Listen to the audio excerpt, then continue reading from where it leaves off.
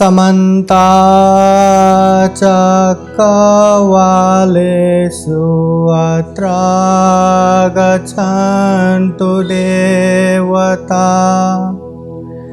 सदामं मुनिराजस्य शृण्वन्तु सगमोक्खदम् धम्मश्रवणकालो अयं भदन्ता धम्मश्रवणकालो अयं भदन्ता धम्मश्रवणकालो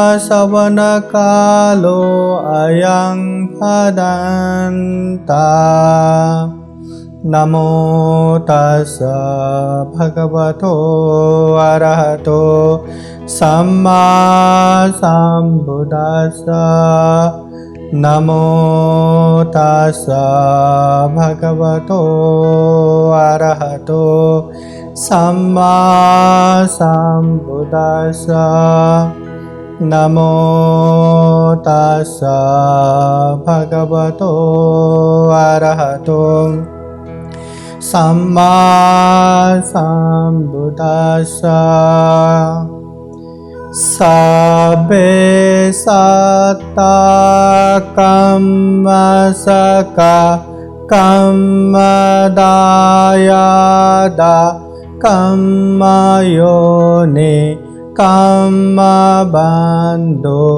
कम्मपतिशरणा यं कम्मं करिष्यन्ति कल्याणं वा पापकं वा तस्य दायादा भविष्यन्ति।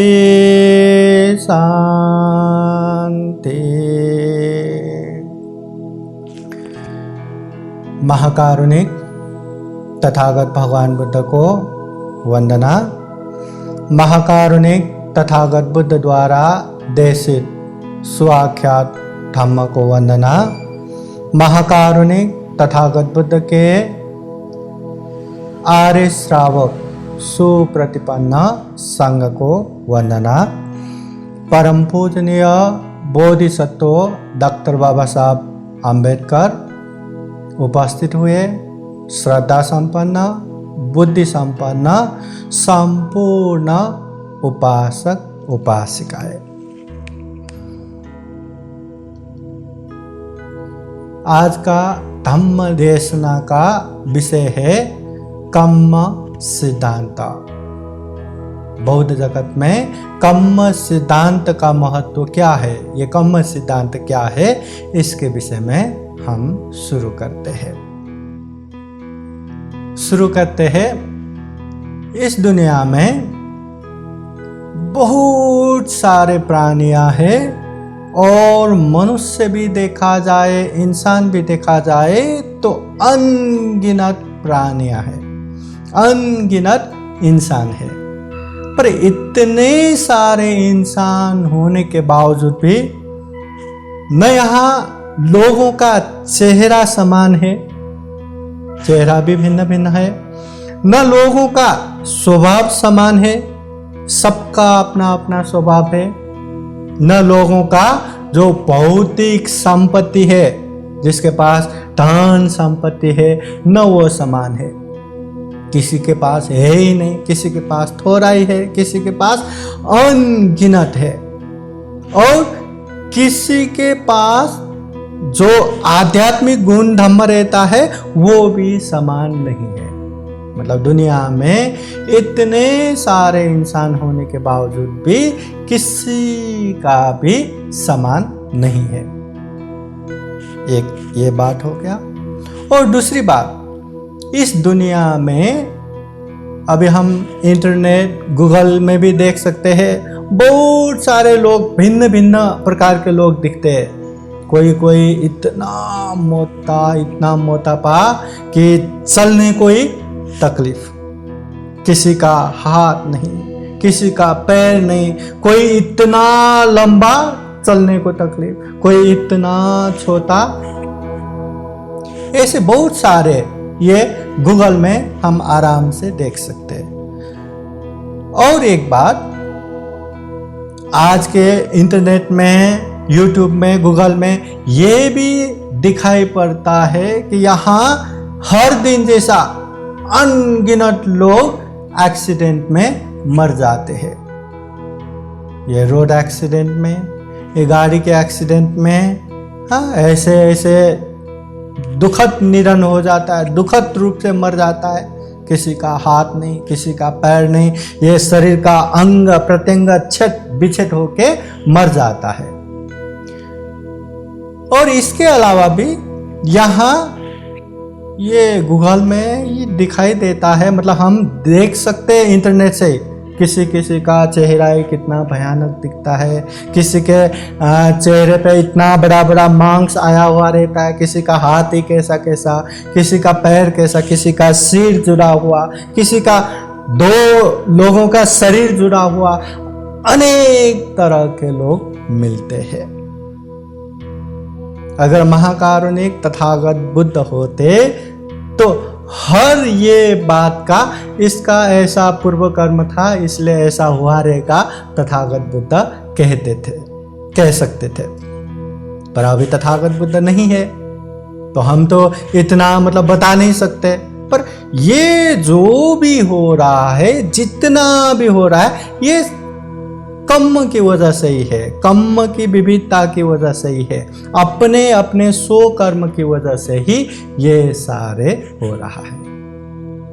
तो ऐसा है तो ये कर्म क्या है? कर्म तो हर कोई सुनते आए हैं, है ना। ये कर्म क्या है? कर्म पाली में हो गया, कर्म संस्कृत में हो गया।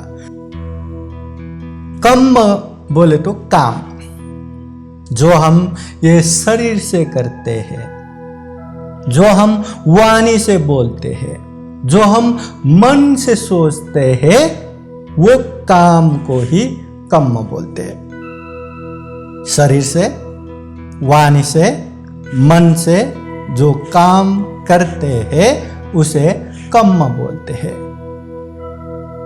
महाकारुणिक तथागत बुद्ध ने जो उपदेश दिया उसको त्रिपिटक के रूप में संग्रह किया हुआ है। त्रिपिटक के शुद्ध पिटक यही कहता है, जो शरीर वाणी मन से जो काम करते हैं वो कर्म है। मगर जो चित्त, चेतसिक, रूप, निर्वाण जैसे गंभीर उपदेशों को संग्रह किया हुआ अभिधम्म है। अभिधम्म क्या कहते हैं? जिसमें चेतना होता है, जिसमें इंटेंशन होता है, जिसमें करने की मनसा रहता है, उसी को कर्म कहते हैं। मतलब शरीर से, वाणी से, मन से जो जितना भी होता है वो सारा कर्म नहीं बनता। जो इंटेंशन से, जो मनसा से करते हैं, मतलब वाणी मुझे ऐसा बोलना है, काम मुझे ऐसा करना है, ये सोच मुझे ऐसा सोचना है, तो ऐसा मनसाय से, मतलब कॉन्शियस होके, चेतना से, इंटेंशन से, जो शरीर से, वाणी से, मन से करते हैं, उसी को कर्म कहते हैं। इसलिए तथागत बुद्ध कहते हैं, चेतना अहं भिक्खवे कर्मं वदामि। चेतना युक्त काम को ही कर्म कहता हूं। तो कर्म बोले तो काम हुआ, एक्शन हुआ, जितना भी हम काम करते हैं शरीर से, वाणी से, मन से।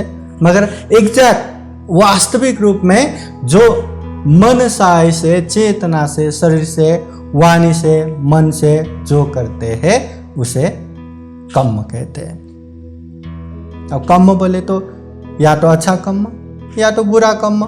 अच्छे कर्म को कुशल कर्म कहते हैं, बुरे कर्म को अकुशल कर्म कहते हैं। और ये जितने भी कर्म है, चाहे कुशल हो, चाहे अकुशल हो, चाहे अच्छा हो, चाहे बुरा हो, दुनिया में जितने भी कर्म है, कर्म का द्वार 3 ही है। मतलब वो कर्म करने का द्वार या माध्यम सिर्फ और सिर्फ 3 ही है। अभी वो 3 क्या क्या है? 1 काय कर्म, 2 वची कर्म, 3 मनोकर्म। काय कर्म बोले तो ये शरीर से हम किसी को दुख देते हैं, हिंसा करते हैं, या किसी को हम सहयोग करते हैं, उपकार करते हैं, ये शरीर से किसी का चोरी करते हैं, लूटते हैं, या हम धन धान्य देके उन लोगों को सपोर्ट करते हैं, सहयोग करते हैं, दान देते हैं, या शरीर से काम मिथ्याचार व्यभिचार करते हैं। मतलब ये शरीर से जो जितना भी होता है उसे काय कर्म कहते हैं। अगर शरीर से अच्छा कर्म किया तो कुशल कर्म, अगर बुरा कर्म किया तो अकुशल कर्म, ये हो गया काय कर्म। और दूसरा है वची कर्म, ये वाणी से, ये वचन से जो हम बोलते हैं, बुरे में बुरे भी बोलते हैं ना, किसी का हम असत्य बोलते हैं, चुगली करते हैं, निंदा चर्चा करते हैं, गाली गलौज देते हैं, अपशब्द बोलते हैं, ये सारा ये वाणी से पाप होता है। ज्यादातर तो निंदा चर्चा भी करते हैं ना, हम कहीं लोग बैठ के गप्पे लगाना शुरू हो गया या बातें करना चालू हो गया तो भले ही 2 मिनट के लिए दूसरों का अच्छा हम बात करें, उसके बाद तो निरंतर अकुशल बातें ही चलता है, बुरा ही चलता है। ये निंदा चर्चा भी पाप हो गया। लोगों को अनेक तरह से चुगली करना भी पाप हो गया। तो ये जितने भी ये वाणी से, चाहे हम प्रिय बोले, किसी के उपकार के लिए बोले, या धम्म की बातें बोले, अच्छे जो वचन से बोलते हैं वो कुशल वची कर्म, और जो बुरे बोलते हैं वो अकुशल वची कर्म, मतलब ये वाणी से बोलने वाला कर्म। और तीसरा है मनोकर्म, ये मन से जो जितना भी हम सोचते हैं, जो जितना भी हम चिंतन मनन करते हैं, जो जितना भी हम धारण करते हैं, वो सारा का सारा मनोकर्म में आता है। चाहे हम लोगों के ऊपर द्वेष रखें, गुस्सा रखें, चाहे हम लोगों की सजीव तथा निर्जीव वस्तुओं में लोभ लालच रखें, चाहे हम मिथ्या दृष्टि होके बैठे, अज्ञानी होके बैठे, मूर्ख होके बैठे, ये सारा का सारा जितने भी हम बुरे बुरे मन से कर्म करते हैं वो अकुशल मनोकर्म हो गया। और जितने भी अच्छे अच्छे हम सोचते हैं, मिथ्या दृष्टि छोड़ के हम सम्यक दृष्टि होते हैं, है ना, लोगों को अच्छे अच्छे करने की भावना जगाते हैं, जितने भी अच्छे अच्छे करते हैं ये कुशल कर्म हो गया, कुशल मनोकर्म। तो मतलब दुनिया में जितने भी कर्म करते हैं या कर्म कर सकते हैं ये 3 ही है। इसलिए ये 3 चीज को, ये 3 द्वार को, ये 3 माध्यम को भी हम अच्छे से संयमित करेंगे, अच्छे से सतर्क रह के काम करेंगे तो अकुशल कर्म से हम बच सकते हैं, कुशल कर्म में खूब खूब आगे बढ़ सकते हैं। अब ये कर्म क्या है? जैसा कर्म हमने किया वैसा ही कर्म हमारे ऊपर आएगा। जैसा एक्शन हम करेंगे रिएक्शन भी वैसा ही आएगा।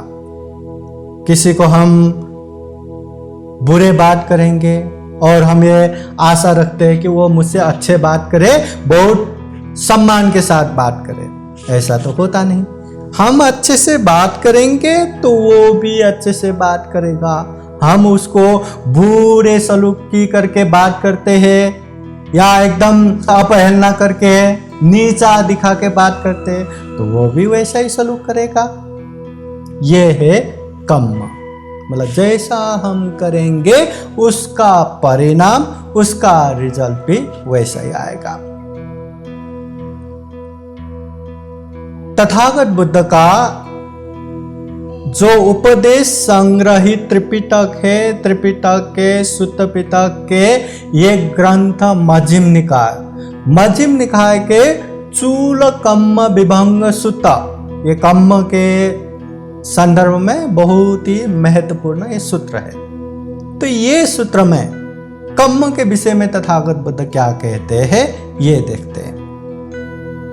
एक बार महाकारुणिक तथागत बुद्ध श्रावस्ती के जेतवन बुद्ध विहार में रह रहे थे। उस समय एक शुभ मानवक, एक शुभ नामक मानवक आके तथागत बुद्ध से प्रश्न करने आते हैं, तथागत बुद्ध से पूछने आते हैं कि वो गौतम, इस दुनिया में ढेर सारे लोग हैं, बहुत सारे इंसान हैं, पर हर इंसान एक दूसरे में भिन्न है, एक दूसरे में फर्क है, ऐसा क्यों? इंसान इंसान होके एक समान क्यों नहीं है? कोई बहुत ही धनवान है, बहुत पैसा है, और किसी के पास पैसा ही नहीं, बहुत ही दरिद्र गरीब है। इंसान इंसान होके एक समान क्यों नहीं है? कोई बहुत ही बुद्धिमान है और कोई बहुत ही अज्ञानी मूर्ख है।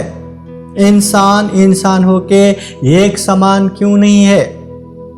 कोई अल्पायु है, मां के गर्भ में ही मर रहा है, जन्म होते ही मर रहा है, बालक समय में ही, बाल्यकाल में ही मर रहा है, और कोई दीर्घायु है, लंबे समय तक जीते हैं, 50 साल, 60 साल, 70 साल, 80 साल। इंसान इंसान होके एक समान क्यों नहीं है? कोई एकदम बीमार रहता है, जन्म से लेकर हमेशा ये बीमार वो बीमार, ऐसा वैसा, और कोई तो इतना निरोगी रहता है कि हर पल वो बीमारी नहीं होता है। तो इंसान, मगर इंसान इंसान होके भी ये समान क्यों नहीं है? क्या हेतु है, क्या प्रत्यय है, क्या कारण है जिस वजह से इंसान इंसान होके भी एक समान नहीं होता और ये भिन्नता दिखता है?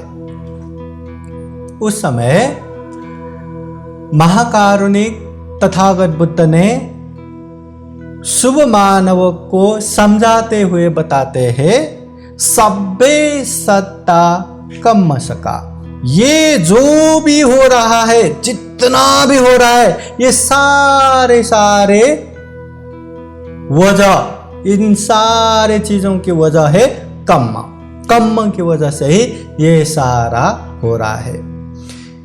कर्म दायादा, जो जैसा कर्म करता है उसका अंशयात वही होता है। जिस तरह माँ बाप के संपत्ति का उसके संतान को हक लगता है, अंश मिलता है, वैसा ही जो कर्म हम करते हैं, जैसा कर्म हम करते हैं, उसका भागीदार भी हम ही होंगे, उसका अंशदार भी हम ही होंगे। कर्म योनि, इस दुनिया में जो जैसा भी जन्म हो रहा है, कोई जन्म से ही लाखों लोगों की सलामी मिलता है, और कोई जन्म होते ही नाले में फेंका जाता है, गंदगी में फेंका जाता है। मतलब ये प्राणियों का जो जैसा जन्म हो रहा है उसका कारण भी कर्म ही है। इसलिए तथागत बुद्ध कहते हैं कर्म बंधु, ये लोगों का जो अपना बोलते हैं ना, बंधु अपने, वो वास्तव में अपना जो है अपना कर्म ही है। अगर आपका चरित्र अच्छा रहा तो दुनिया में कहीं भी जाओ वो अच्छे से रह सकते हैं, सब उसको सम्मान से देखेगा, सम्मान से व्यवहार करेगा, अपना बना के रखेगा। अगर उसका चरित्र अच्छा नहीं है, अगर उसका कर्म अच्छा नहीं है, तो दुनिया की तो छोड़ ही दो, अपने ही घर में भी उसके भाई, उसके बहन, उसके माता, उसके पिता, उसके अपने लोग भी बुरा सलूक करेगा। इसलिए ये कर्म अच्छा होना चाहिए। कर्म ही अपना बंधु है, कर्म बंधु। कर्म पति शरणा, हम शरण को तो जाते हैं, लोग कहाँ कहाँ शरण जाते हैं, किस किस की शरण जाते हैं, हम बुद्ध की, धम्म की, संघ की शरण जाते हैं, मगर तथागत बुद्ध कहते हैं कर्म पति शरणा, कर्म की शरण होना चाहिए। अगर कर्म अच्छा हुआ ना, अपना ये कर्म अच्छा हुआ, हर जगह पे अच्छा ही होगा। अगर आपका कर्म अच्छा नहीं, कितना भी बुद्धं नमामि, बुद्धं शरणं गच्छामि, मैं बुद्ध को नमन करता हूँ, मैं बुद्ध की शरण जाता हूँ, मैं धम्म की शरण जाता हूँ, मैं संघ की शरण जाता हूँ, कितना भी सुबह शाम दोपहर कितना भी हम पूजा करें वंदना करें शरण में गए, मगर कर्म अच्छा नहीं है तो उसका कल्याण नहीं हो सकता। इसलिए हमें शरण जो है कर्म अच्छा होना चाहिए, उसकी शरण में जाना चाहिए। तथागत बुद्ध कहते हैं यं कर्मं करिष्यन्ति, जो जैसा कर्म करता है, कल्याणं वा पापकं वा, चाहे अच्छा हो या बुरा हो, तस्य दायादा भविष्यन्ति, उसका भागीदार वो स्वयं होगा। कोई अच्छा कर्म करता है तो उसको अच्छा फल आएगा, कोई बुरा कर्म करता है तो बुरा फल आएगा, चाहे शरीर से, चाहे वाणी से, चाहे मन से। कोई अच्छा कर्म करता है तो परिणाम हमेशा अच्छा आएगा, अगर बुरा कर्म करता है तो उसका परिणाम बुरा ही आएगा और वो खुद को ही भुगतना रहता है, अपनी जगह कोई और नहीं भुगत सकता। इसलिए बुद्ध कहते ये दुनिया में जो जितना भी इंसान होके जो भिन्न हो रहा है, जो अलग हो रहा है, उसका मूल कारण यही कर्म है। कर्म की वजह से ही लोग भिन्न भिन्न होते हैं। उस समय शुभ मानव कहते हैं हो भगवान, आपने बहुत ही संक्षिप्त में उपदेश दिया, कृपया करके इसको थोड़ा और अच्छे से समझाइए कि कैसे यह भिन्न होता है। तो उस समय तथागत बुद्ध ने इंसान होके कैसे भिन्न होता है इसके विषय में फिर विस्तृत रूप से बताते हैं। तो सूत्र में वो सारा उल्लेख है, उसका सारांश निकाल के आप लोगों को बताता हूं। सबसे पहला कि इस दुनिया में कोई अल्पायु होता है, कोई दीर्घायु होता है, कोई जल्दी मर जाता है, कोई लंबे समय तक जीता है। इसका कारण क्या है? तो तथागत बुद्ध कहते हैं जो भी यहाँ लोगों को दुख देता है, लोगों को मारने का काम करता है, ऐसे लोग अल्पायु होता है, जल्दी मरता है। और जो लोगों को हिंसा नहीं करता, दुख नहीं देता, मैत्री करुणा रखते हैं, ऐसे लोग दीर्घायु होता है। अभी देखो ना, हम किसी को मारेंगे तो हमें भी मारने वाला आएगा, हम किसी को दुख देंगे तो हमें भी दुख देने वाला आएगा। अगर हम लोगों को मारते जाएंगे तो हमें भी तो कभी ना कभी तो मार ही डालेगा ना। तो कितना समय हम जी सकते हैं? जल्दी मर जाएगा। इसलिए जो इंसान लोगों को दुख देता है, मारता है, वो अल्पायु होता है। जो नहीं मारता, नहीं दुख देता, मैत्री करुणा रखता है, वो दीर्घायु होता है। एक दूसरा, इस दुनिया में कोई ज्यादा ही बीमार होता है, हमेशा बीमार, कभी ये बीमार, कभी वो बीमार, कभी ऐसा, कभी वो ऐसा। और कोई बहुत ही हेल्दी रहता है, निरोग रहता है। तो इसका कारण क्या है? तो सूत्र में तथागत बुद्ध कहता है जो लोगों को इंटेंशन से, मतलब मनसाय से मैं उसको हानि पहुंचाऊंगा, मैं उसको ऐसा दुख देके ही रहूंगा, मैं ऐसे जो जीवित प्राणी है इनको इस तरह तड़पाऊंगा, ऐसा करके जो मनसाय से, जो चेतना से लोगों को हानि पहुंचाता है, नुकसान पहुंचाता है, ऐसे लोग ज्यादा बीमार होता है। उस कर्म फल की वजह से ज्यादा बीमार होता है। और जो लोगों को हानि पहुंचाने की इच्छा नहीं करता, ऐसा नहीं सोचता, ऐसा काम भी नहीं करता, जो लोगों को मैत्री करुणा रखता है, ऐसे लोग इस दुनिया में सुस्वस्थ होके, निरोगी होके, हेल्दी होके रहते हैं। ये दूसरा। तीसरा है, इस दुनिया में कोई कोई दिखने में ही इतना घिनौना दिखता है कि देखते ही छी, बहुत ही घिनौना, और कोई देखते ही इतना सुंदर, इतना अच्छा दिखता है कि जितना देखो मन नहीं भरता। तो इसका कारण क्या है? कोई बहुत ही घिनौना देखना और कोई ज्यादा ही सुंदर दिखना, इसका कारण क्या है? तो तथागत बुद्ध सूत्र में कहते हैं, जो जो ज्यादा घिनौना दिखता है उसका कारण क्या है? ज्यादा गुस्सा आना और ज्यादा चिड़चिड़ा होना। जो इंसान ज्यादा चिड़चिड़ा करते हैं, हमेशा गुस्से में रहते हैं, ऐसे लोग बहुत ही घिनौना दिखता है, विरूप दिखता है। अभी चेहरा भी देखो ना, गुस्सा आया तो कैसा दिखता है। और जो इंसान चिड़चिड़ा नहीं करता, ज्यादा ये गुस्सा नहीं करता, आराम से रहता है, शांति से रहता है, हंसमुख होके रहता है, उसका चेहरा भी सुंदर दिखता है, अच्छा दिखता है। और चौथा, इस दुनिया में कोई कोई ज्यादा ही कमजोर होता है और कोई कोई ज्यादा ही बलवान होता है। इसका कारण क्या है? कोई कोई रहता है ना बहुत ही कमजोर, फूंक भी मारे तो तले जैसा, और कोई कोई इतना ताकतवर, इतना पहलवान। तो इसका कारण क्या है? तो तथागत बुद्ध सूत्र में कहते हैं, दुनिया में जो लोगों की अच्छाई देख के या लोगों की भला देख के अंदर ही अंदर जलता है, बहुत जेलस करता है, ईर्ष्या करता है, ऐसे लोग कमजोर होता है, अंदर ही अंदर जल के बहुत ही कमजोर होता है।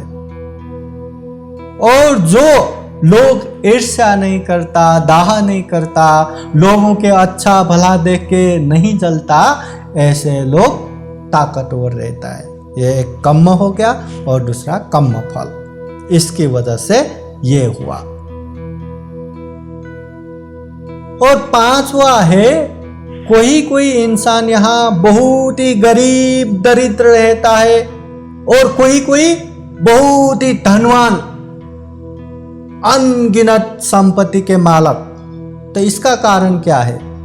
तो तथागत बुद्ध सूत्र में कहते हैं, जो इंसान लोगों को उपकार करता है, लोगों को सहयोग करता है, जो दिल से दान देता है, श्रद्धा चित्त, त्याग चित्त से लोगों के हित और उपकार के लिए दान देते हैं, ऐसे लोग गरीब नहीं होते, ऐसे लोग धनवान होते हैं। जो लोभ लालच करके, जो लोभी बन के, लालची बन के, मैं मेरा मेरा करके केवल धन संपत्ति पकड़ के रखता है, दान नहीं देता, त्याग नहीं करता, ऐसे लोग यहाँ गरीब होता है, दरिद्र होता है। ये गरीब दरिद्र होने के कारण है। जो दान देता है उससे बहुत सारा भोग संपत्ति मिलता है, इसलिए ये पांचवा हो गया। और छठा है, कोई कोई जन्म से बहुत ही नीच होता है, बहुत ही गंदगी में, मतलब खाने को नहीं, पीने को नहीं और रहने को नहीं, बहुत ही लोभट। और कोई कोई जन्म होते ही लाखों लोगों की सलामी, ऐसे ऐशो आराम की जिंदगी, ऐसे उच्च जन्म मिलता है। इसका कारण क्या है? कोई जन्म से ही ऐसे नीचे, कोई जन्म से ही ऐसे ऊपर, ये कारण क्या है? तो तथागत बुद्ध कहते हैं, जो ज्यादा घमंड करता है, हमेशा मैं मेरे मेरा करके ईगो में रहता है, मैं ही हूं, मेरा ही है, ऐसा मतलब अहंकार अभिमान में रहता है, ऐसे लोग नीच जन्म होता है। खाने पीने रहने को नहीं, इतने गंदगी में, इतने नीच होके जन्म होना पड़ेगा। और कोई कोई घमंड नहीं करता, अहंकार नहीं करता, सभी को समान भाव करता है, ऐसे लोग हाई बर्थ मतलब उच्च जन्म होता है। ये छठा। और सातवां अंतिम कि इंसानों में ये भिन्नता क्यों?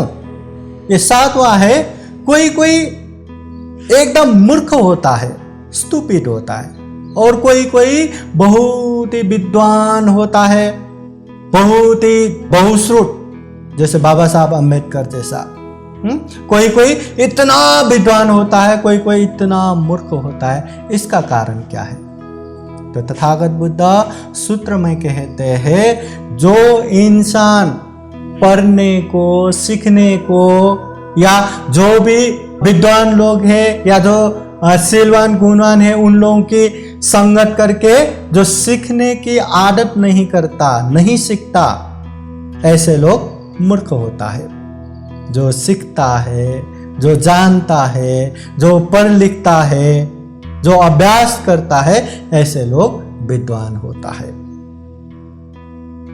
तो मतलब ये जो हम कर रहे कर्म हो गया और उसका परिणाम कर्म फल हो गया।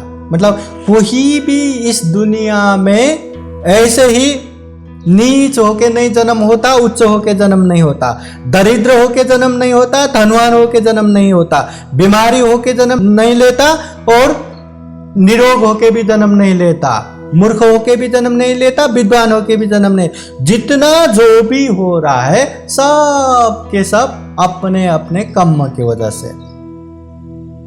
इसलिए ये जैसा हम कर्म करते हैं उसका परिणाम, उसका कर्म फल वैसा ही आता है। कर्म एक्शन, कर्म फल रिएक्शन, उसका रिजल्ट। किसी को अच्छा करेंगे तो अच्छा परिणाम आना, बुरा करेंगे तो बुरा आना। कर्म सिद्धांत सभ्य सत्ता कर्म सका। और कर्म फल बोले तो एक गाथा है वहां पे,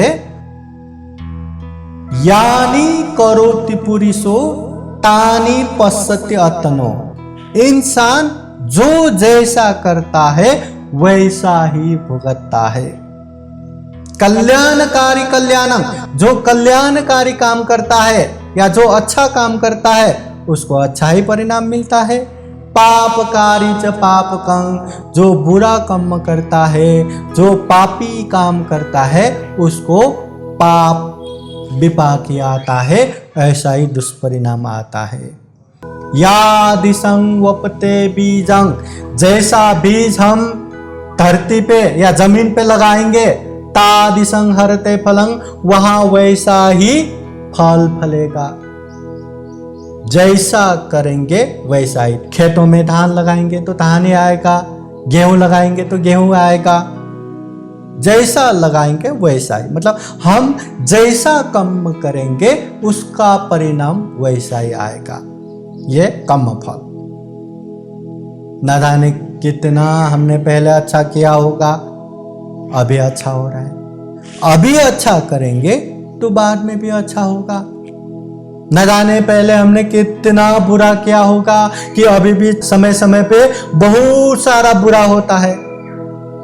अभी बुरा करेंगे तो भविष्य में बाद में भी बुरा होगा। ये कर्म फल है। जैसा करेंगे वैसा ही, जैसा हमारा कर्म हो गया वैसा ही कर्म फल।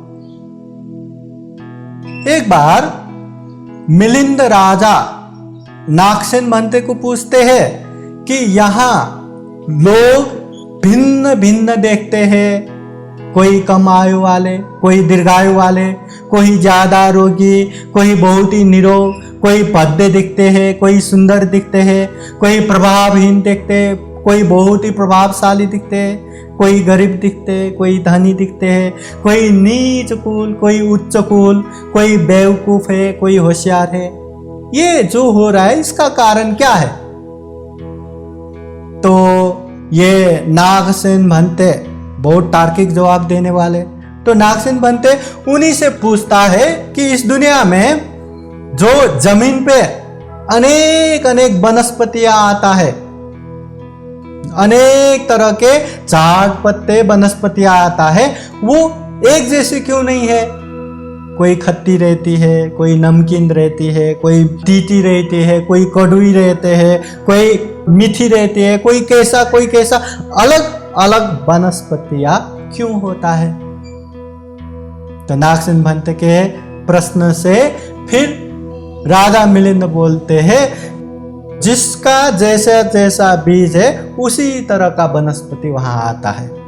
कोई कड़वी है तो कड़वी, कोई मीठी बीज है तो मीठा वनस्पति, ऐसा अपने अपने बीज की वजह से वैसा वनस्पति वहां निकलता है।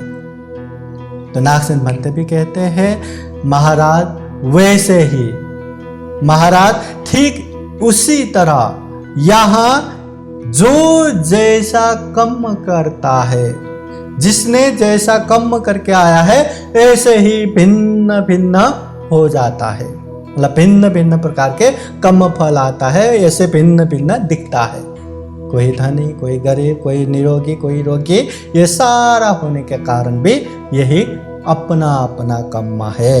तो राजा मिलिंद को नागसेन भंते समझाते हैं।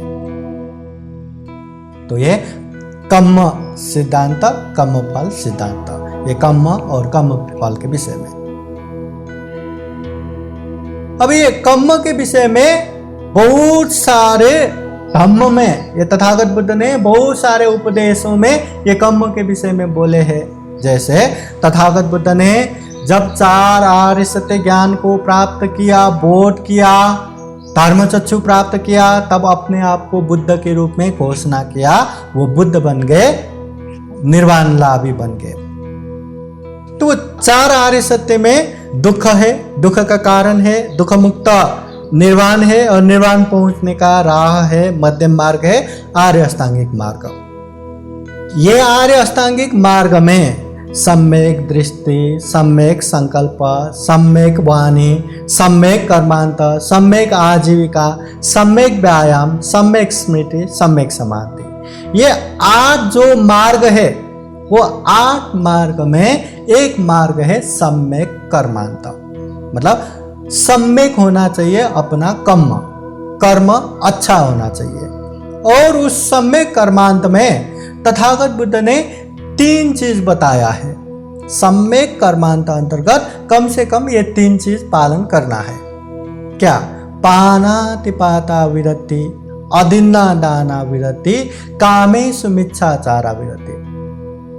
सबसे पहले पानातिपाता विरति, जो भी शरीर से हिंसा करता है, दूसरों को दुख देता है, मारता है, वो चीज नहीं करना, सम्यक कर्मांत का पहला। दूसरा अदिन्ना दान विरति, जो दूसरों का है बिना पूछे लेना या चोरी करना, जो लोगों ने दिया नहीं है वो चीज लेना। तो ये चोरी करना, ऐसी बातों से दूर रहना चाहिए। यह सम्यक कर्मांत का दूसरा। और तीसरा है कामेषु मिथ्याचारा विरति, जो काम मिथ्याचार करते हैं, जो शरीर से व्यभिचार करते हैं, पर स्त्री पर पुरुष गमन करते हैं, ऐसे काम मिथ्याचार व्यभिचार से अलग रहना चाहिए। ये तीसरा सम्यक कर्मांत। तो आर्य अष्टांगिक मार्ग में एक मार्ग सम्यक कर्मांत, सम्यक कर्मांत अंतर्गत सही रूप से अपने कर्म को अच्छा करते आगे बढ़ना है। और उसमें मूलतः शरीर से ये 3 चीज, 3 पाप नहीं करना, ऐसे बताया है। अब ये कर्म के विषय में वैसे देखा जाए तो तथागत बुद्ध ने कर्म विषयो अचिंतनीयो, कर्म का चिंतना भी नहीं किया जा सकता, ऐसा बोला है। फिर भी हम कर्म को जानने के लिए थोड़ा बहुत सारांश में ये देख रहे हैं। अब ये कर्म को विविध तरह से विभाजित करके दिखाया है। जैसे अतीत और वर्तमान, ये कर्म के आधार में 4 तरह का कर्म है। पहला अतीत कर्म अच्छा, वर्तमान कर्म अच्छा। दूसरा अतीत कर्म अच्छा पर वर्तमान कर्म बुरा। तीसरा अतीत कर्म बुरा, वर्तमान कर्म अच्छा। और चौथा अतीत कर्म भी बुरा, वर्तमान कर्म भी बुरा।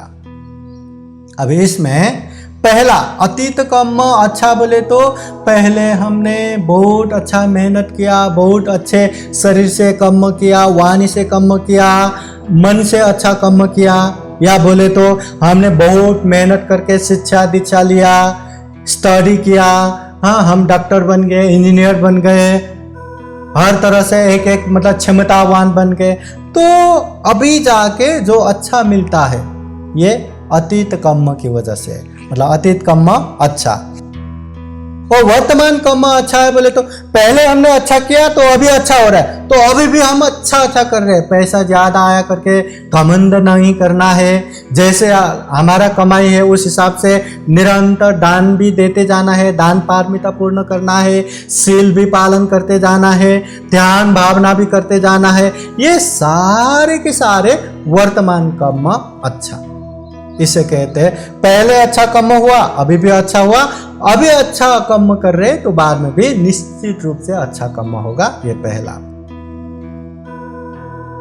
और दूसरे है दुनिया के लोग, पहले अतीत कर्म अच्छा मगर वर्तमान कर्म बुरा, मतलब पहले बहुत अच्छा किया या माँ बाप ने बहुत पैसा जोड़ के रखा इसलिए बहुत पैसा है, पर उसने कुछ किया ही नहीं, बस जो है उसको ही खर्चा कर रहे, उड़ा रहे। उसने न शील पालन किया, न दान दिया, न ध्यान भावना किया, न शिक्षा दीक्षा अध्ययन किया, शिल्प विद्या सीखा, कुछ भी नहीं किया, बस खत्म ही किए जा रहे।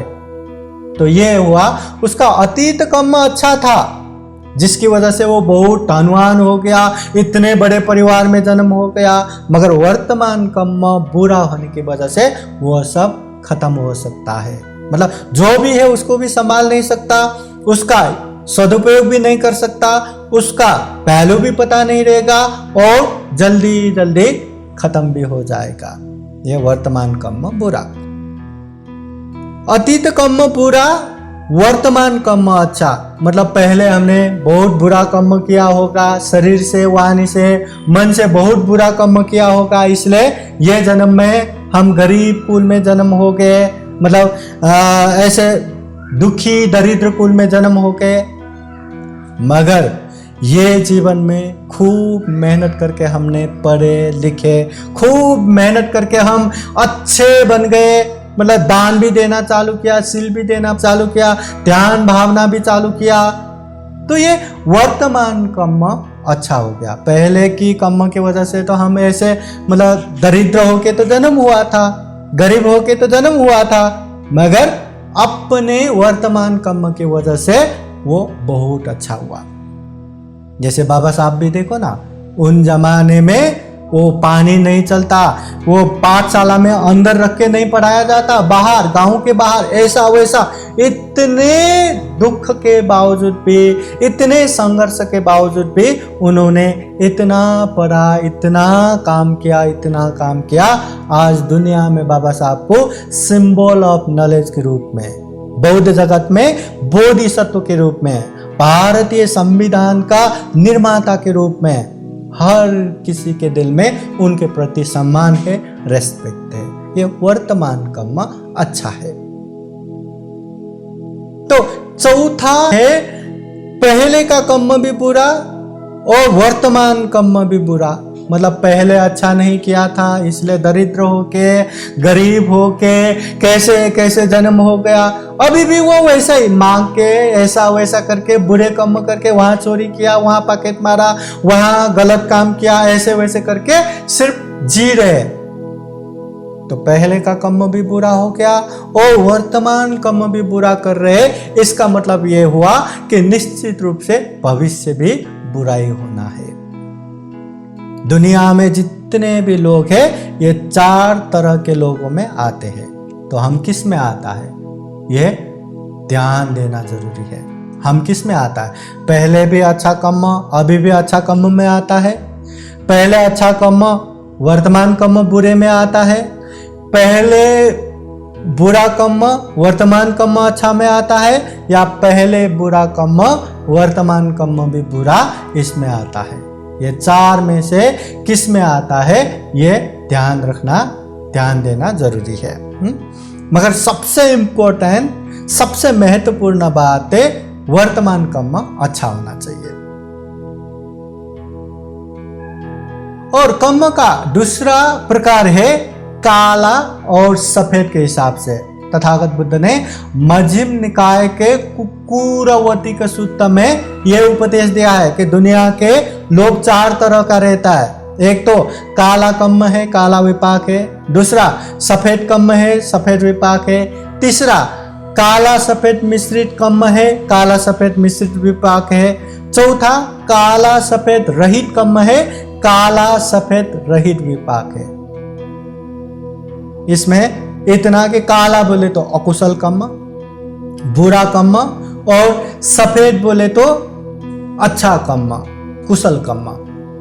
तो यहाँ बुरा कर्म है तो बुरा विपाक भी है, अच्छा कर्म है तो अच्छा विपाक भी है, अच्छा फल भी है। अच्छा बुरा कर्म करेंगे तो अच्छा बुरा ही विपाक आएगा, और ये कर्म ही नहीं करेंगे तो कर्म का फल भी नहीं रहेगा, हम निर्वाण भी प्राप्त कर सकते हैं। और है कर्म फल के आधार पर चार प्रकार के कर्म तथागत बुद्ध ने कहा है। एक है गरुक कर्म, दूसरा है आसन्न कर्म, तीसरा है आचिन्न कर्म, चौथा है कतत्ता कर्म। ये कर्म फल के आधार पे चार तरह के कर्म फल। हाँ, एक है गरुक कर्म। गरुक कर्म बोले तो बहुत ही भार, बहुत ही बड़ा कर्म। जैसे बुरे में देखा जाए तो पंच महापाप करना। पंच महापाप बोले तो जो पाप करने के बाद बुद्ध भी नहीं बचा सकता, उसका विपाक निश्चित है। ऐसा बहुत बड़ा 5 महापाप। 5 महापाप में माता की हत्या, पिता की हत्या, बुद्ध के शरीर को चोट पहुंचाना, जो औरत है निर्वाण है उसकी हत्या करना, और संग भेद करना, ये 5 महापाप है। ये गरुक कर्म में आता है। और अच्छे में देखा जाए तो जो हम लोकोत्तर धम्म प्राप्त करते हैं या मार्ग फल, दुख मुक्त मार्ग फल प्राप्त करते हैं, श्रोतापति, सकितागामी, अनागामी, अरहत फल, ये सारे के सारे गरुक कर्म है। ये पहला कर्म। दूसरा कर्म है आसन्न कर्म। आसन्न कर्म बोले तो जीवन के अंतिम समय में होने वाले कर्म। कभी कभी जीवन के अंत में अच्छा भी कर्म हो जाता है, बुरा भी कर्म हो जाता है।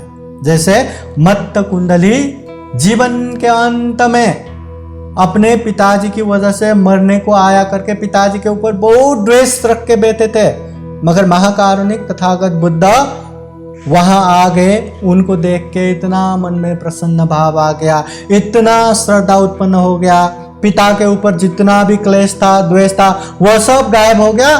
बुद्ध के प्रति याद करते करते करते जीवन अंत हो गया तो सुगति में उत्पन्न हो गया। मतलब जीवन के अंत में कोई कोई जीवन भर गलत काम करते हैं और जीवन के अंत में हर तरह से डर के अभी वो दान देना, शील पालन करना, ध्यान भावना करना, ऐसे ऐसे करके बैठते हैं।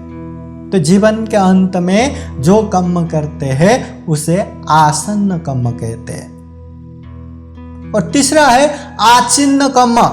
आचिन्न कर्म बोले तो निरंतर अभ्यास करना। जैसे हमने 10 पारमिता की बात सुने, दान पारमिता का निरंतर अभ्यास करना, शील पारमिता का निरंतर अभ्यास करना, नैष्क्रम्य पारमिता का निरंतर अभ्यास करना, प्रज्ञा पारमिता का निरंतर अभ्यास करना, वीर्य पारमिता का निरंतर अभ्यास करना, शांति पारमिता का निरंतर अभ्यास करना, सत्य पारमिता का निरंतर अभ्यास करना, मैत्री पारमिता का निरंतर अभ्यास करना, उपेक्षा पारमिता का निरंतर अभ्यास करना। ये जो निरंतर अभ्यास करते करते जो आगे बढ़ना है उसे आचिन्न कर्म कहते हैं। विशेषतः हमें 3 तो करना ही है। दान, दान का निरंतर अभ्यास करना है। अपने कैपेसिटी के हिसाब से, क्षमता के हिसाब से निरंतर दान देना ही है। दान कहाँ देना है, कहाँ दान देने से अच्छा होगा, वो प्रज्ञा से जान के समझ के दान देना है, मगर निरंतर दान देना है। शील निरंतर अभ्यास करना है, कभी कभी नहीं। ये हमेशा शील को पालन करते जाना है। ये ध्यान भावना भी निरंतर अभ्यास करना है। कभी कभी मैं करूँगा अपने छुट्टी के दिन पे, अपने मतलब ये टाइम पे वो टाइम पे, ऐसा नहीं, निरंतर अभ्यास करना है। ये हुआ आचिन्न कम्म। और चौथा है कतत्ता कम्म, मतलब कभी कभी, वो बाई चांस बोलते हैं ना, कभी कभी होने वाले जो कम्म है वो कतत्ता कम्म। कभी कभी बुरा कम्म भी होता है, कभी कभी अच्छा कम्म भी होता है।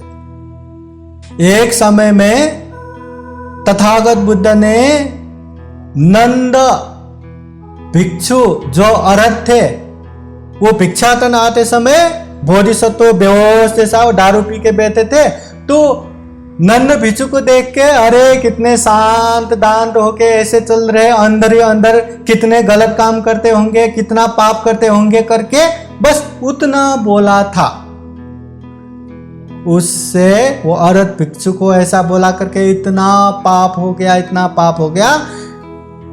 अंतिम समय ये तथागत बुद्ध होने के बावजूद भी वो कम्म से पीछा करते करते करते करते ये चिंच मानविका ने धीरे धीरे अपना पेट इतना बड़ा करके तथागत बुद्ध को 4 परिषद के सामने आरोप लगाया था कि आपने मुझसे मौज मजा किया, अभी बच्चा होने को आए तो आप मुझे ध्यान ही नहीं दे रहे।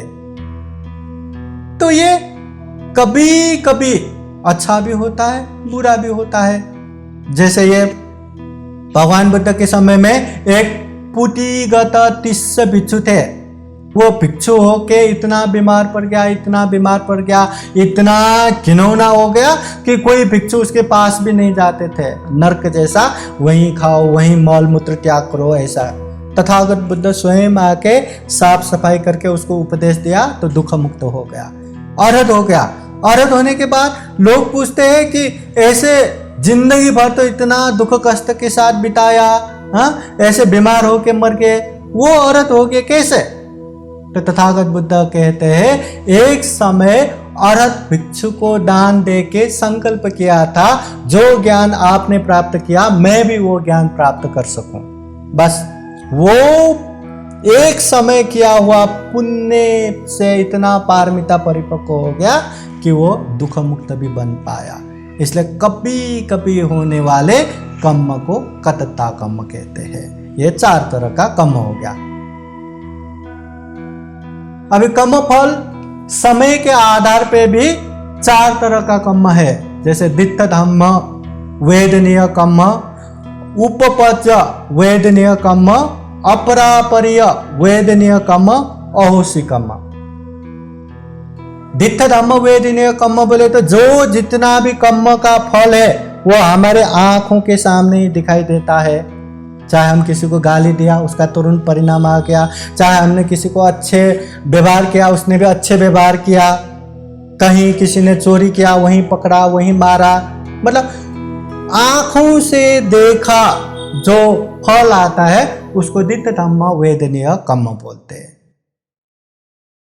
दूसरा है उपपज वेदनीय, मतलब यहां वो फल नहीं आता, दूसरे ये जीवन के बाद फल आता है, मरने के बाद फल आता है या दूसरे जन्म में फल आता है, वो उपपजा।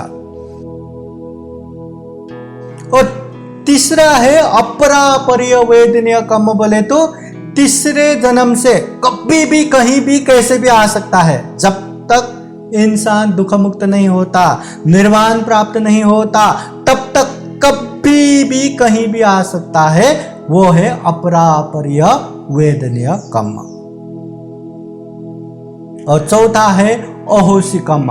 कुछ कुछ कर्म ऐसा है जिसका परिणाम भी नहीं आता, जिसका परिणाम नहीं आता। जैसे हमने कोई चीज पकड़ के एक किनारे से नदी के दूसरे किनारे में वो चीज फेंका हमने, पर वो वस्तु का जो हमने फेंका इतना फोर्स नहीं बना जिसकी वजह से वो दूसरे किनारे में पहुंचे, वो नदी में ही डूब गया, खत्म हो गया। वैसे ही कभी कभी कर्म का भी फोर्स नहीं बनता, या उसके फोर्स को हम पुण्य से कम करते हैं तो उसका परिणाम भी नहीं आता। जैसे कि एक कील पानी में छोड़ेंगे तो वो आराम से डूब जाएगा, मगर हमने वो नदी में, वो पानी में एक नाव बना दिया, एक कील तो क्या हजारों कील भी रखेंगे तो भी नहीं डूबेगा। ये अंगुलीमाल ने एक दो को नहीं, हजारों लोगों को मार के उंगलियां जमा करके वो पहन के बैठा अंगुलीमाल बन गया। अभी एक इंसान को मारना ही कितना बड़ा पाप रहता है, कितना कितना दुर्गति जाना रहता है, पर उसने हजारों लोगों को मारने के बावजूद भी बाद में बुद्ध के उपदेश सुन के बोध होके भिक्षु बन गया और धम्म में बहुत गंभीरता के साथ लग के दुख मुक्त निर्वाण भी प्राप्त किया। वो जन्म में दूसरों ने मारा, ऐसा ऐसा करके तो परिनिर्वाण होना तो पड़ा, मगर दुख मुक्त हो गया ना, तो अगले जन्म दुर्गति ये वो तो भुगतने की जरूरत ही नहीं पड़ा। तो ये है अहोसी कर्म। वैसे ही कर्म को ये अभिधम्म के आधार पे अकुशल कर्म, एक 2 कामावचर कुशल कर्म, 3 रूपावचर कुशल कर्म, 4 अरूपावचर कुशल कर्म करके भी विभाजित किया है। कर्म को अनेक तरह से विभाजन किया है। अभी ये 5 आयतन जो आंख है, नाक है, कान है, मुंह है, शरीर है, ये पंच इंद्रिय, ये पंच इंद्रिय भी क्या अपने आप उत्पन्न होता है या कर्म की वजह से? एक बार मिलिंद राजा नागसेन बनते को पूछता है। यह मिलिंद प्रश्न एक ग्रंथ है, यह खुदक निकाय, त्रिपिटक के सुत्त पिटक के खुदक निकाय अंतर्गत यह मिलिंद प्रश्न ग्रंथ है। हाँ? वो ग्रंथ में नागसेन भंते को पूछता है राजा मिलिंदा, भंते नागसेन, ये जो 5 आयतन है ये नाना कर्मों की वजह से, अलग अलग कर्म की वजह से उत्पन्न हुआ है या एक ही कर्म के फल से? तब ये नागसेन भंते राजा मिलिंद को समझाते हैं, महाराज ये जो जमीन है, खेत है, वहां पे कोई एक इंसान अनेक तरह का बीज डाले या 5 तरह का बीज डाले तो वहां पे उन बीजों से एक ही फल आएगा या 5 अलग अलग फल आएगा? तो राजा मिलिंद कहते हैं, भंते 5 बीज डाला है तो वहां पे 5 वनस्पति या 5 फल ही आएगा। तो ये नागसेन भंते कहते हैं, महाराज वैसे ही जो ये 5 इंद्रिय है वो भी अलग अलग कर्म की वजह से उत्पन्न होता है। जो तथागत बुद्ध का 32 महापुरुष लक्षण है, हर एक महापुरुष लक्षण के पीछे अपना अपना कर्म है। मतलब आंख अच्छा होने के लिए भी उसका कर्म अलग है, ये कान अच्छा होने के लिए भी उसका अलग कर्म है, नाक का, मुंह का, शरीर का, सबका अपना अपना कर्म है। कर्म अच्छा रहा तो कर्म फल भी अच्छा रहेगा। मतलब अच्छा करके आया करके ही यह अच्छा बनता है। मतलब एक ही कर्म की वजह से ऐसा नहीं होता। अभी कर्म की चर्चा करते हैं तो बौद्ध जगत में 10 अकुशल कर्म करके भी आता है। 10 अकुशल कर्म बोले तो ये शरीर से 3 पाप करना, वाणी से 4 पाप करना, मन से 3 पाप करना, ये 10 अकुशल कर्म, 10 बुरे कर्म। हाँ, जैसे ये शरीर से क्या 3 पाप करते हैं? हिंसा करना, चोरी करना, व्यभिचार करना। वाणी से क्या क्या पाप करते हैं? झूठ बोलना, चुगली करना, कड़ा अपशब्द या गाली गलौज देना और निंदा चर्चा करना। ये मन से 3 अकुशल कर्म क्या क्या करते हैं? लोभ रखना, द्वेष रखना और 3 गलत धारणा या मिथ्या दृष्टि होना। ये 10 अकुशल। वैसे ही 10 अकुशल कर्म को अगर हम अच्छे में करेंगे, मतलब जैसे हिंसा छोड़ेंगे तो वो कुशल हो गया, वैसे ही 10 कुशल कर्म भी कह सकते हैं। इसी तरह 10 पुण्य कर्म का भी यहाँ बौद्ध जगत में या पाली साहित्य में उल्लेख है। 10 पुण्य कर्म, मतलब जीवन में हमें ये 10 पुण्य कर्म करना चाहिए। अब इसी को सारांश करके हम दान शील भावना कहते हैं। तो 10 पुण्य कर्म बोले तो क्या क्या है? एक, दान, श्रद्धा पूर्वक त्याग चित्त से दान देना। 2, शील, ये अच्छे नेम हमेशा पालन करके बैठना। 3, भावना, ध्यान भावना करना।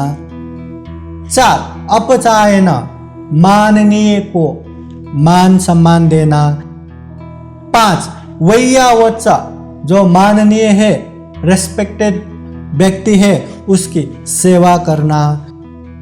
6, पतिदान, पतिदान बोले तो जो हमने पुण्य किया वो पुण्य से लोगों की भला हो करके पुण्य दान करना। 7, पत्तानुमोदन, दूसरों ने जो पुण्यानुमोदन किया उसको साधु साधु साधु करके ग्रहण करना। 8, धम्म श्रवण, समय समय पे धम्म की बातें सुनना, धम्म की उपदेश सुनना।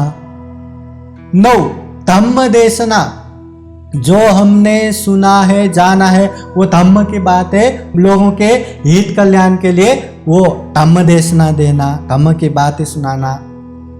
और 10, दिथिंजु कम, जो अंधविश्वास है उससे दूर रहना, जो मिथ्या दृष्टि है उससे दूर रहना। ये हुआ 10 पुण्य कर्म। तथागत बुद्ध ने धम्मपद में स्पष्ट बताया है, न अंत लिखे न समुद्र मध्य न पापतानं विवरं भविष्य न विज्जति सो जगति पदेशो यथास्थितो मुञ्चेय पाप कर्मा।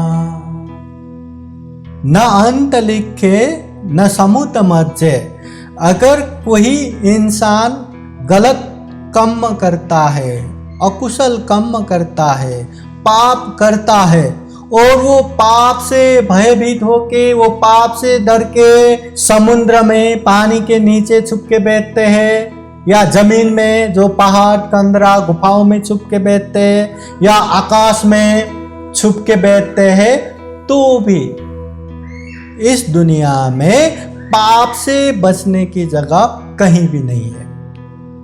अगर कोई अकुशल कर्म करता है, अगर कोई पाप करता है, तो पाप का फल निश्चित रूप से आना ही है। पाप से बचने की जगह कहीं कहीं भी नहीं है।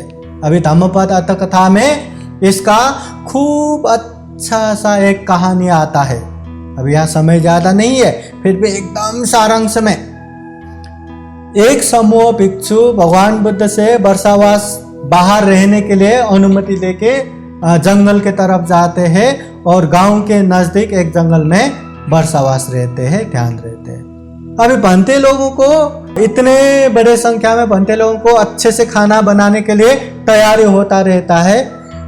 नीचे आग जला के वो खाना बना रहा होता है, वो आग आकाश में उठा और आकाश में उड़ते हुए एक पंछी वो आग में आके झुलस गया, नीचे आके तरफ तरफ के मर गया। तो लोग सोचते हैं कि आकाश में उड़ रहे पंछी जो जमीन के आग उसको जाके मर गया, ये क्या होगा, क्या कारण होगा? चलो ये बनते लोगों से पूछते हैं। बनते लोगों ने हम भगवान बुद्ध से पूछते हैं करके वो लोग वर्षावास के बाद भगवान बुद्ध से पूछने गया। दूसरा, एक समूह भिक्षु लोग वर्षावास खत्म करके चलो अभी भगवान बुद्ध से मिलने जाएंगे करके दूर गांव से आ रहा था। आते आते वहां बीच राह में पहुंचते ही अंधेरा हो गया। वहीं एक विहार था, पंते के पास गया। अभी वहां रहने के लिए सुविधा नहीं था, मगर नजदीक एक गुफा जहां रहने का खूब अच्छा खासा सुविधा था, तो वहां पे रख दिया, रहने की व्यवस्था किया। जैसे ही वो भिक्षु लोग उसके अंदर गया, अचानक से कहां से एक बहुत बड़ा पत्थर आ गया, गुफा के द्वार पे, गेट पे लग गया, और अंदर से कितना भी कोशिश किया वो खुला नहीं, बाहर से कितना कोशिश किया खुला ही नहीं। 7 दिन 7 रात तक सारे भिक्षु लोग अंदर ही हो गया, और 7 दिन के बाद अचानक वो पत्थर अपने आप हट गया, सारे लोग बाहर आए तो बहुत ही मतलब मरने जैसा हालत। तो ये हुआ, तो इसका भी कारण क्या है, चलो भगवान बुद्ध से पूछते हैं करके वो लोग थोड़ा अच्छा होने के बाद भगवान बुद्ध से पूछने गए। और एक जगह एक समूह भिक्षु लोग वर्षावास के बाद अभी भगवान बुद्ध को मिलने जाएंगे करके बहुत बड़े सागर पार करके जाना था, तो वहां बहुत बड़ा नाव था, तो नाव में बैठ के वो लोग जा रहे थे। जाते जाते सागर के बीच में पहुंचते वो ऑटोमेटिक अपने आप वो नाव वहीं रुक गया। कितना भी कोशिश किया नहीं हुआ, खराबी भी चेक किया, कुछ भी नहीं। तो अंत में लोगों ने अभी ऐसा कहना चालू कर दिया कि यहाँ पे कोई तो दुर्भाग्य या कोई तो अभागा इंसान रहेगा जिसकी वजह से ये आगे नहीं बढ़ रहा है। अभी वो पापी इंसान को ढूंढ के जहाज से फेंकना पड़ेगा। चिन्ह रख के सभी को एक एक देके देखा, तो एक बार नहीं, 2 बार नहीं, 3 बार वही जो नाव चलाने वाले कैप्टन है उसके बीवी अभी शादी करके लाए थे, हाँ, उसी को हो गया। पहली बार हुआ तो नहीं, फिर एक बार, दूसरी बार हुआ तो नहीं, और एक बार, तीसरी बार भी उसी को हुआ। तो सबको यही लगा कि यही पापी है, अभी इसको पानी से फेंकेंगे। तो अभी जहाज चलाने वाले बोलते हैं मैं अपने बीवी को तड़पते हुए नहीं देख सकता, तो क्या करे, एक भारी पत्थर उसके शरीर को बांध के फेंक दिया। तो जैसे वो फेंका फिर जहाज अपने आप चलने लगा। तो ये देख के भिक्षु लोग भी, अरे सैकड़ों लोग हैं, उनमें से ये अभी के अभी जवान ये लड़की को ही ये पापी करके इतना बेमौत मरना पड़ा, इसका कारण क्या है? चलो बुद्ध से पूछने जाएंगे। आकाश में उड़ते हुए पंछी मर गया, जमीन में 7 दिन तक भिक्षु लोग 7 दिन 7 रात तक बंद होके बैठना पड़ा, और पानी में जहाज में सैकड़ों लोगों के बीच वो मरना पड़ा। तो ये कारण पूछने के लिए भगवान बुद्ध के पास जाते हैं। तो भगवान बुद्ध तो सर्वज्ञ है, भगवान बुद्ध में सर्वश्रुत ज्ञान है, भगवान बुद्ध में परचित्त ज्ञाता ज्ञान है, भगवान बुद्ध तो सब जानते थे। तो भगवान बुद्ध ने ये जो भी हो रहा है, जितना भी हो रहा है, सब अपने अपने कर्म की वजह से ही है करके वो कर्म के विषय में बताते हैं। तो वो उड़ते हुए क्यों मरना पड़ा, आकाश में उड़ते हुए पंछी जमीन के आग से क्यों मरना पड़ा? तो बुद्ध कहते हैं पहले वो एक किसान होके जन्म हुआ था, उसके बैल थे जो बैल को खेतों में लगाते थे, मगर बैल क्या हमेशा आलस करके बैठता है, और ऐसा बैठता है कि उठता ही नहीं। तो कई बार ऐसा होने के बाद एकदम चिड़चिड़ा होके, एकदम गुस्सा होके उस किसान ने वहीं के सूखे पत्ते होते उसके ऊपर डाल के जिंदा जला दिया था। तो वही पाप की वजह से वो आकाश में उड़ रहा था, फिर भी कम से नहीं बच सका, जमीन से उठ के वो आग से झुलस के मरना पड़ा, पहला। दूसरा कि वो भिक्षु लोग 7 दिन 7 रात तक जमीन में क्यों बंद होना पड़ा? एक बार वो लोग गाय भैंस चराने वाले ग्वाले बन के जन्म हुआ था, और एक बार जमीन में एक प्राणी जो मतलब जमीन में निकल रहा था, उसको देख के मजा लेने के चक्कर में उन लोगों ने बहुत उसके पीछे पीछे गया। वो प्राणी बचने के लिए एक के अंदर घुसा, तो वहां से निकलने के लिए 3 रास्ता ही था। तो अभी शाम होने वाला था, चलो आज तो सारे गाय भैंस लेके अभी घर जाना है, कल आके इसको पकड़ेंगे करके उन लोगों ने जितने भी निकलने का रास्ता है वो बंद करके गया। कल भूल गया, 7 दिन बाद वहां आके देखा तो अरे यहाँ पे हमने एक को तो ऐसे बंद किया था, चलो चलो देखते। वहां निकाल के देखा तो वो तो मरने के हालत में वहां से निकला, मारा नहीं, पर 7 दिन 7 रात तक ऐसे बंद करके रखा, तो उसके ही कर्म फल या विपाक की वजह से वो भिक्षु लोग भी 7 दिन 7 रात ऐसे बंद होना पड़ा जमीन में।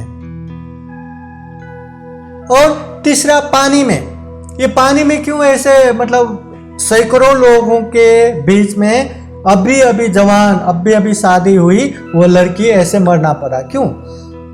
तो एक समय में वो एक किसान की बीवी बन के जन्म हुई थी।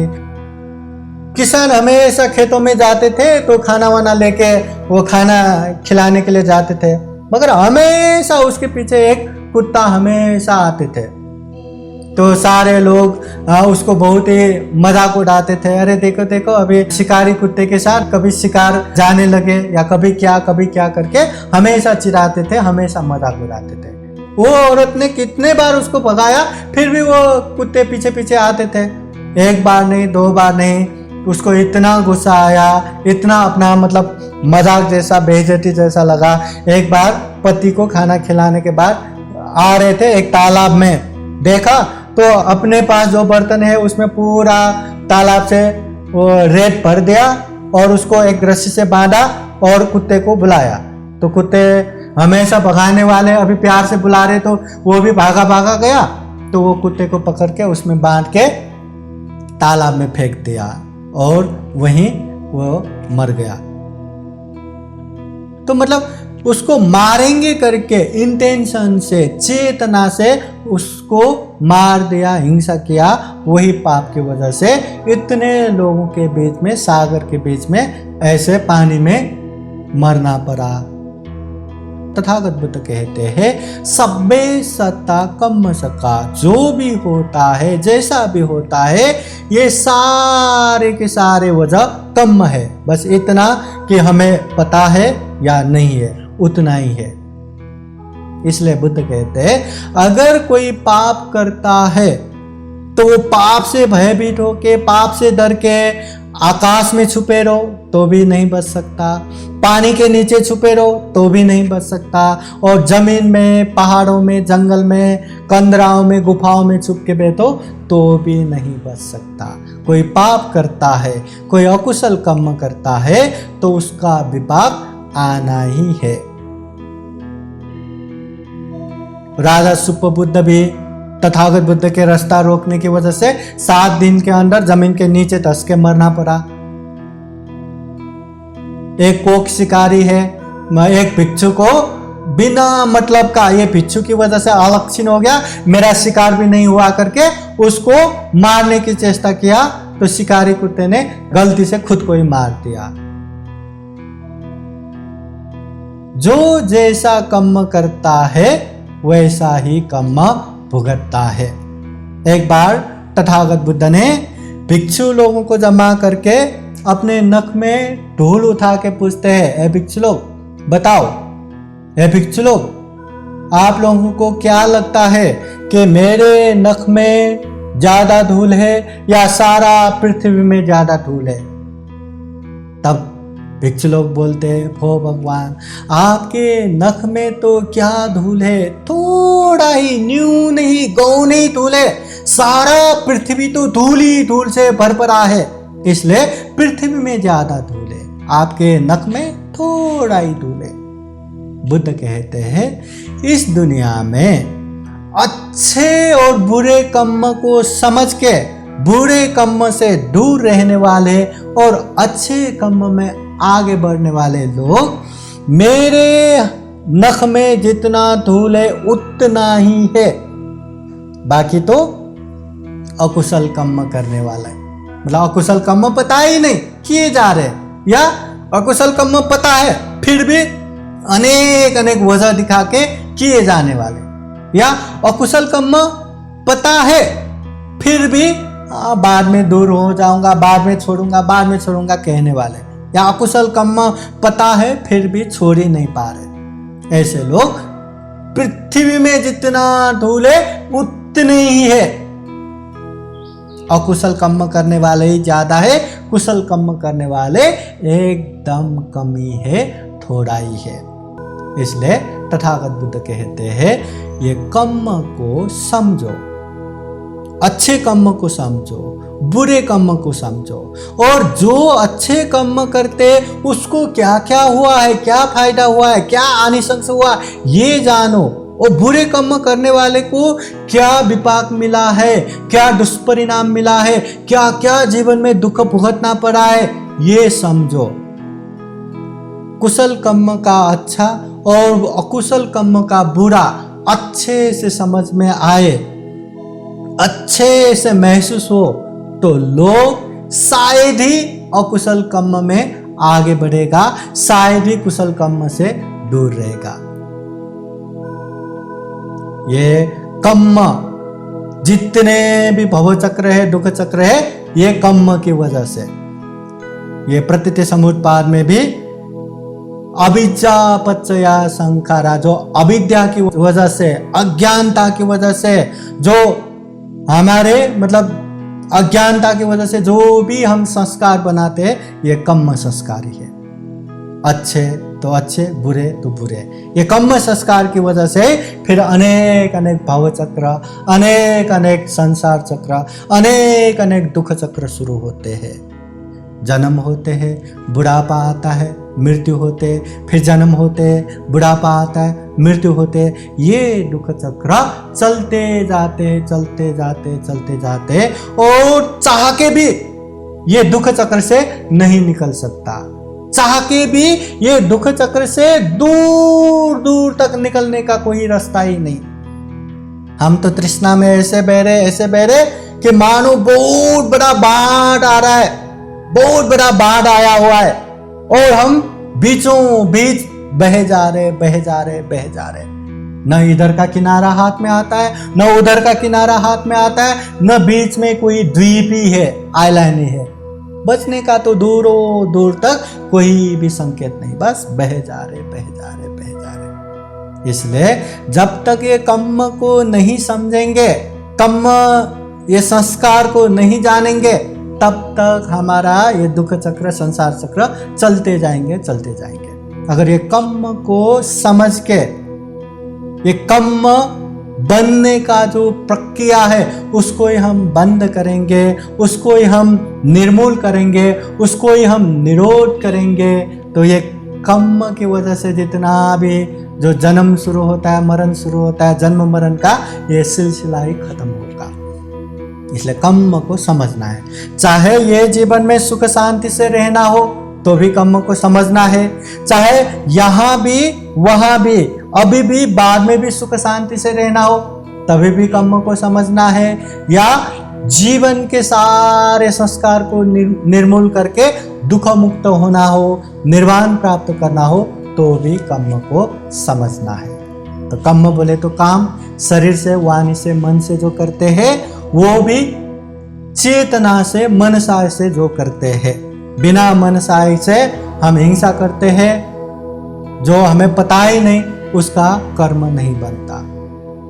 वैसे ही जो कर्म करते हैं उसका जो परिणाम आता है, एक्शन का जो रिएक्शन आता है, वो कर्म फल है, कर्म विपाक है। पहले अच्छा किया था तो अभी अच्छा हो रहा है, अभी अच्छा करेंगे तो बाद में भी अच्छा होगा।